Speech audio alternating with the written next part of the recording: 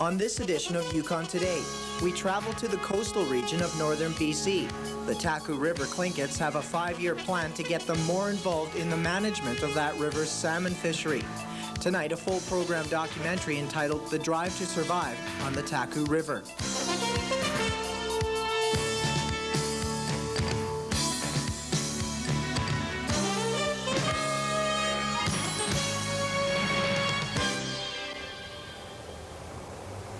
Hello and welcome to Yukon Today. I'm Gordon Lovren. Salmon have helped sustain Aboriginal people in Western Canada for generations. They have a unique relationship with the fish and its habitat. The Taku River Tlingits have built a culture surrounding salmon. They feel duty-bound to protect and preserve the fish. But in modern times, that final responsibility has been overshadowed by the federal government, particularly the Minister of Fisheries and Oceans. The Taku River Tlingits say they want to take back control of their river and the salmon in it. Tonight we present a full program documentary looking at their efforts.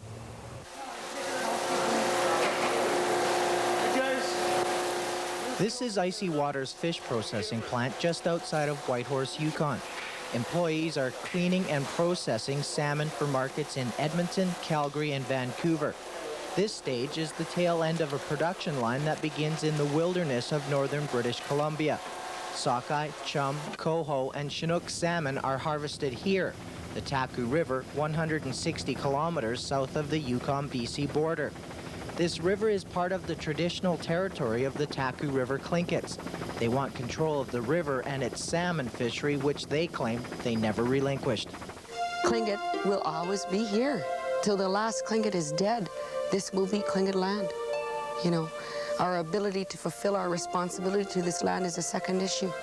You know, the issue of the responsibility itself will never change.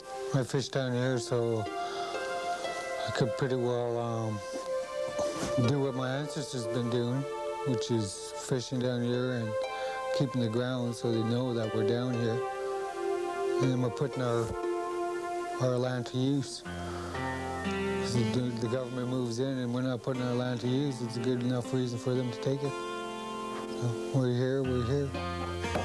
We've never surrendered this land. It's our resource. We want to maintain it. And the highest court in Canada, in Sparrow, says we come right after conservation. And for our part, we could handle the conservation too. The Taku River is the youngest inland fishery on the Pacific coast. In 1979, 15 commercial licenses were issued for this river. 2 of them went to the natives. 13 years later, the ratio hasn't improved much. Now the Tlingits own 6 of 18 licenses. For them, that's unacceptable. We figure we get 5 or 6% of our own fish, which is unreal. Now, if this was happening to the non-native people, there would have been consideration given a long time ago. And because of us being natives, there's always an uphill battle. The government can't listen. We got to have some kind of serious talk here with the government to try and correct these kind of things. There's a problem with the Tlingit people trying to get any more fish than they already catch. The Taku River runs from BC into Alaska and out to the Pacific Ocean. This makes it a transboundary river, and that means it falls under the Canada-US Pacific Salmon Treaty. So even though Canada's highest court says Aboriginal food fishing comes after the first priority, conservation of the salmon, that really doesn't help them out. Under the treaty, Canadian quotas are determined only after the Americans get their catch of salmon. And they don't have any court cases telling them Indian people come before commercial fishers. But that's why they want a voice in how quotas are reached and who benefits from them. Band spokesperson Joan Crow. The issue is always one of control and having what the elders call a real say-so. In the fishery here, it's the same thing as in wildlife management, it's the same thing as in land management, it's the same thing as in child and family care. The issue is always the same, is that we don't have enough control. And like I said, the elders call that say-so. They want a say-so. They don't even want a total say-so. They'd even be willing, you know, depending upon the issue, to share the say-so if it involves other people.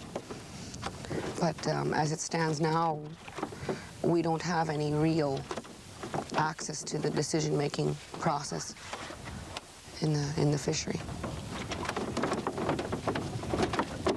I mean, in terms of how policy decisions are made, they affect us at the ground level, whether we're white or Indian. You know, government policy affects people at the ground level, and with us being government, we have to have an opportunity to be at the table with the decision makers as they develop that policy, like the plan for 1993, you know.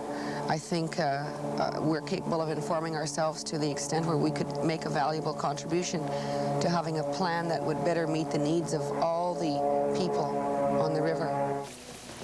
An argument that seems to have caught the attention of the federal government.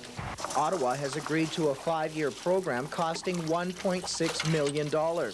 In short, the money is being used by the Taku River Tlingits to set up their own fishery management branch. At this point, it's very, very basic. It's as basic as buying equipment, you know, setting up offices, office space, getting out into the field. That part of it's really easy because the Tlingit people are really, really knowledgeable about their land, so we don't have to train anybody. Like if DFO hires a fish guardian, you know, the guy comes down here green and he doesn't know anything about the Taku River, whereas our patrol person has been working on this river for about 10 years and is really familiar with running the river and the land and how it all works together. So in that sense, we feel that DFO always makes reference to their biologists. Well, our elders and then the younger people that have taken the responsibility of learning about their land, they're our biologists. So that's the kind of thing we're doing with our money. The Tlingits will also conduct fish habitat studies. Their elders want to know what's been happening to the traditional spawning grounds for the salmon. They've also set up fish weirs on other rivers in the Taku watershed. These will be used to count the numbers of returning salmon and to trap them so that scale samples can be taken. The money's being used to train 8 Tlingits in modern scientific fish management as well. And it also pays for their involvement in the commercial fishery on the Taku River. What the Tlingit people have told me in all issues, how they want to approach it is take the old and the new and take the best of both and make the best thing for their children, for their future generations. You know, and that's, that doesn't mean to me at all selling out any hardline positions about the fact that this is Tlingit territory and this is Tlingit land. It is, you know, but it also is 1992. And these people are well aware of that, and they say that in true accordance with their teachings that they're supposed to respect all human beings. Some of the things that white people have done are good, and so you should take those and incorporate them in the way you live. That's a Tlingit.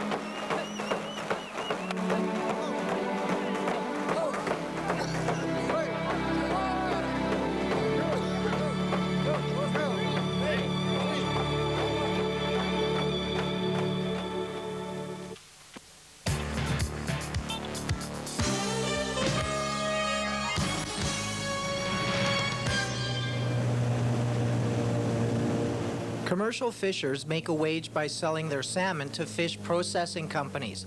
To do that, they must land their fish with a buying agent. Figures on what species of salmon, how many, and total weight are recorded here by Bev Taylor. She, along with Chris Parisian and several other partners, own this landing dock near the confluence of the Tulsaquah and Taku rivers. Most of the salmon is bought up by Icy Waters and the Ice House, a couple of Yukon-owned companies in Whitehorse. But some of the native fishers sell to companies in Juneau, Alaska, where they get more money for their fish. Chris Parisian says for the most part, he's glad the Taku River Tlingits are taking more interest in this fishery. I think this fishery was the best thing that ever happened to the Taku River Tlingits, because not many of them at all had ever been to the Taku River until this fishery came along, and the government paid BC packers to come in here and start it up, and all of us were just pawns at the time. We're still all pawns of DFO, and when they say to fish and when they say not to fish, the natives getting involved in the management can only be a plus for me, for anyone, because at least they're down here and they're seeing things firsthand, and that's the way, to me, to be able to manage something is from the ground up, not from Ottawa, not from Whitehorse, but from a center. And if they're going to develop that, I think that's great. And like I say, I think it has given them a real good reason to come down here. Their families, their grandchildren, they all come here. They all know what the Taku River is now, where before it was just a name, I think, except for the elders and the ones that, you know, did spend years down here, but they were certainly the minority. And in the past, I think we've always got along with them. And I can't see why that should change. They've scheduled meetings with us in the spring there, and we were setting it up, and they didn't show up. Now, we certainly got the impression there's some animosity in some areas, but it's certainly, we're not harboring anything. We've said we'll do anything in our power to help you as far as what we know around here. And I can't see them being any problem with cooperation in the future, because we all want to see the river looked after, really.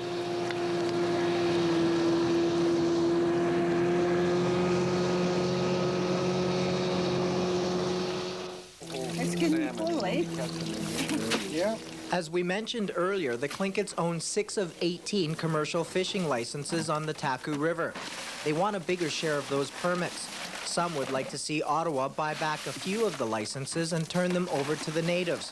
Chris Parisian doesn't like that plan. I would have no problem with them having more permits, but I feel that some of their permits are underutilized already as compared to the other permit holders. The non-native fishermen seem to put in more effort, so their permits are more fully utilized. And Productive is the word you're well, productive, yeah. Maybe that's a bonus, maybe it's not, but I know I have worked for natives before and boosted their production, and I've suggested to them to get into the fish wheel aspect of fishing, because fish wheels catch just as much as an average native permit. And I mean, you're not breaking your back and risking your motors and all this other stuff, but if these things aren't responded to, I mean, you can only suggest things. You know, I think that if they had a fish wheel for each one of their permits, they would probably double their catch. I've been here and fishing on this river since it started in 1979. Prior to that, there was no commercial fishery. Ray Kendall is a member of the Northern Panel, a group set up under the Pacific Salmon Treaty. He advises the Treaty Commission on how to come up with better management schemes on the Skeena, Stikine, and Taku watersheds. He's also a commercial fisher. For him, more fish caught means more money at the end of the salmon season. He's not opposed to an equal share of commercial fishing permits between natives and non-natives, but he does have some reservations. I recognize the native right to the resource to use the fish. I also believe that somewhere in that has to be a recognition that there are others that have evolved in this fishery that have to be considered. And I think an equal split, maybe 50-50 in licenses would be acceptable. I don't know, you know, as the numbers of fish increase and the number of fishermen increase, then new licenses could be given to Native people till they get to the position where they're in half. But I wouldn't like to see existing fishermen's livelihood just cut off in order to allow the Native fishermen to take over their spot. In other fisheries, like in Manitoba, commercial fishing permits are set on a quota system. Each license holder is only allowed a set number of kilograms. Once reached, he's not allowed to sell any more fish. But that doesn't happen here. For example, the coho run on this river is set at 3,000 pieces. Then the fishery is shut down. What bothers the Taku River Tlingits is that it's a free-for-all among all 18 license holders. Well, I'm not one that, I don't advocate personal quotas. I don't know how they'd work. And I know they use them on lake systems, and where the fish are there year-round, you can just go take your quota when you want to. But when you're fishing a salmon stock that's here today and gone tomorrow, I don't know how a quota would work, really. Sometimes this year is an odd year in that the run is long and strong. Other years we've had runs where it'll peak in 2 or 3 weeks, and then you'll have 3 or 4 weeks of virtually no salmon in the river. So how would it work then? You know, where you're sitting on your quota, but it's not doing you any good because there's nothing to fish. So personally, I don't think it would work, and I wouldn't advocate it myself.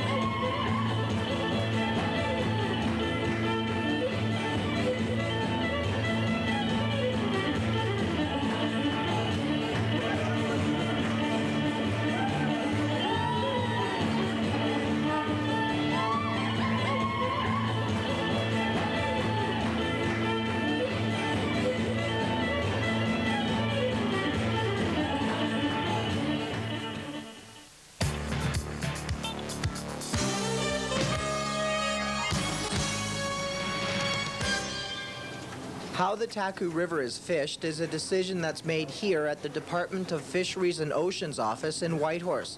They decide when commercial fishing will take place, how long it will last, and the numbers of salmon that can be caught. DFO's primary role is to manage the Taku River so that a maximum number of fish can be harvested. The department also has to haggle with the United States over proper shares of Taku River salmon. Gordon Zeeland heads up the Whitehorse office. His role is similar to playing chess. Many pieces are moved around, but the end result is that everyone must be satisfied with how the game is played. Basically, it comes down to we have to manage for the catches, we have to manage for escapement, you have to manage for the native fishery. There's enhancement involved in there. Negotiations, basically all trying to come up with the best possible returns that you can get out of the river, so you end up with, I guess, some people might say the best economic gain from that particular resource. And there's many different ways of